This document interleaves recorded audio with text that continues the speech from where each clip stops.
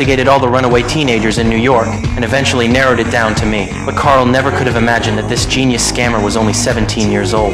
The agent told my mother I was suspected of forging checks. My protective mother immediately decided to pay back all the money for me, but she underestimated my capabilities. Just tell me how much yours and I'll pay you back. So far, it's about $1.3 million.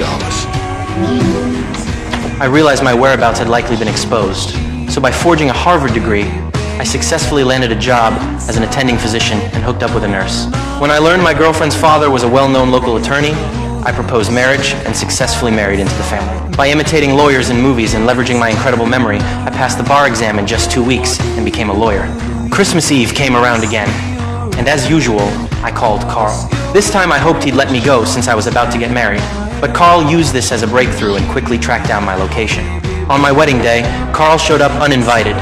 To avoid tipping me off, Carl first found my girlfriend's father to ask questions, planning to find out where I was before making the arrest. But I spotted him anyway.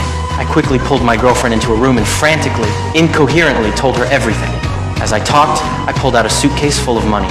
And before my girlfriend could even figure out what was going on, I pulled out another suitcase. I knew I couldn't take my girlfriend with me and didn't have time to explain, so I grabbed the money and left alone through the window. But before leaving, I made plans with my girlfriend to meet at the airport in 2 days and run away together. Soon, 2 days had passed. I arrived at the airport. After some time, my girlfriend showed up as promised. But just as I was about to go meet her, I noticed she seemed nervous, and strangers were approaching her. What was going on? Had my girlfriend sold me out? I quickly got back in my car and started carefully observing my surroundings. Sure enough, I spotted numerous disguised police officers. If I showed my face, I'd be arrested. Leaving seemed impossible. Impossible for others, maybe, but not for me. Once again posing as a pilot, I went to an all-girls school and said I was recruiting 8 flight attendants for the company. In that era, being a flight attendant was just as coveted as being a pilot.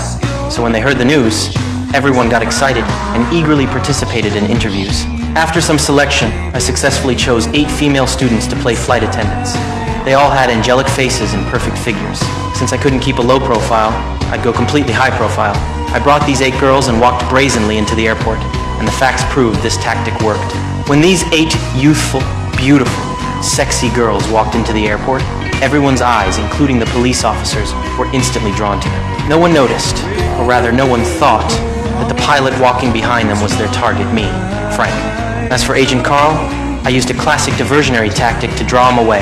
Step out of the car! Don't shoot me. I'm just a driver. A man paid me $100 to wear this uniform and picks one up at the airport.